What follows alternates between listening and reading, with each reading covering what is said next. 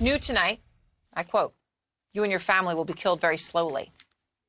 We plan for the death of you and your family every day. Someone in your family is going to have a very unfortunate incident." Tricia Raffensperger is the wife of Georgia's Secretary of State, Brad Raffensperger, and she is breaking her silence to Reuters, sharing some of the disturbing and horrifying threats and harassment that her family has endured, all because her husband spoke the basic truth, stood up to Donald Trump and his big lie that the election was stolen from him, said facts about what happened in Georgia.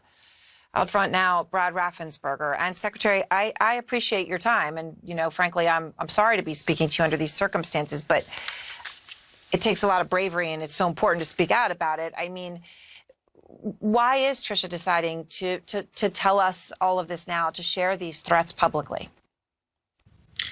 Well, I think it was helpful, really, for her to do that, probably to get it off her chest, but then also just to let people know that it's not just her, it's election workers, people all over this country, people sometimes married to an official, but it's sometimes the election worker themselves. And at the end of the day, we need to get the message out that this is not acceptable. This is not acceptable behavior to threaten the wives, the children, the family of people that work for the government, or even the government workers. They didn't sign up for this, they're employees. And I don't believe that really elected officials sign up for these death threats either. It's time that elected officials on both sides hold our sides accountable. So if you're on our side of the aisle, on the right side, we need to hold our people accountable and we need to clean up our backyard, just like the left needs to clean up that backyard. Everyone wants to talk about the other person's backyard. We need to clean up our own backyard. We need to start having some honest discussion. We need to start putting integrity, not just back in elections and making sure we have integrity there, but also in our elected leaders. So, you know, Tricia talks about how your family actually went into hiding, Secretary. I mean, this is incredible. Again, I know it's hard to share it, but I think it is so powerful. You had actually had to go into hiding in late November. Intruders broke into the home of your daughter-in-law. And that same night, members of the far-right pro-Trump group, the Oath Keepers, were found outside your home. So they were actually there. We've never known any of this before. You know, I mean, this just, I'm raising this point because this isn't just threats. Right? This is actually showing up. I mean, what else can you tell us about this? It must have been terrifying. Well, at the point we realized we didn't know how many people were going to show up that weekend, but it seemed apparent to us that they were basically casing our house, seeing what kind of security measures we had. And so we just decided that we'd take an early Thanksgiving vacation, and that's what we did. So you tragically lost your oldest son, Brenton, at the age of 37 in 2018, a loss that nothing could ever replace. And I know your wife told Reuters that terrible loss weighed heavily on her amid these threats. And she told Reuters, and I quote, "Tricia, I hesitate to say this because I'm afraid someone might use it against me. But, you know, I have lost a child and I don't ever want to go through that again." Because of these threats, I know you and Tricia stopped seeing Brenton's young children, right? You're tied to your son. Yes. To feel such fear, Secretary, it brings tears to my eyes. It's truly sickening.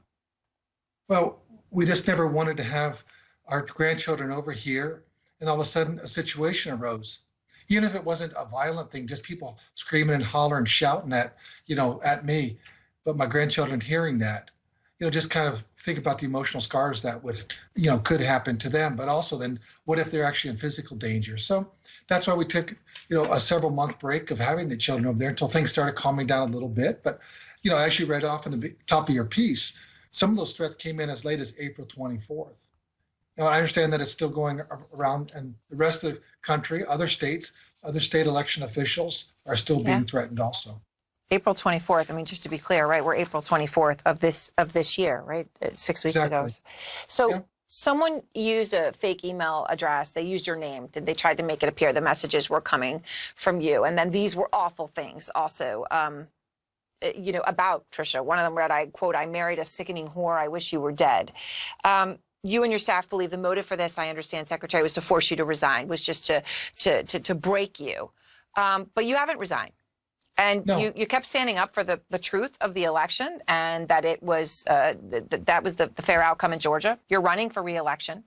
That I'm sure that was a very thoughtful and deep conversation to get to that. After everything you've gone through, what made you decide to do that? I want to stay in this. I want to be a public official. I want to keep running.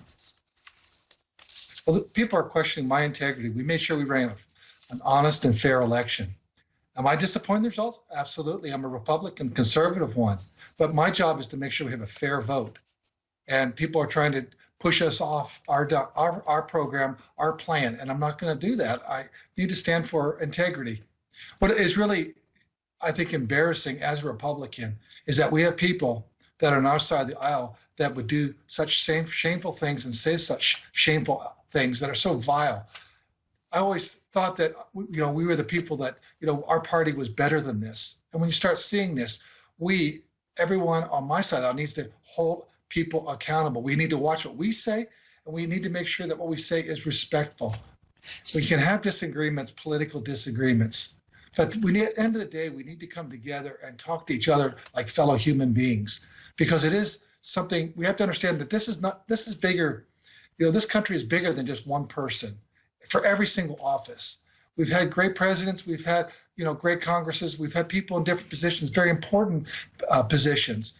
But the country has always been bigger than just one person and one time. This is a big country, and we need to get back to, we need to run hard for our elections. And when we lose, we need to leave, and we need to leave quietly. Thank you very much, Secretary Raffensperger. I appreciate your time, your honesty, and my best to you and to Tricia as you talk about this. Thank you.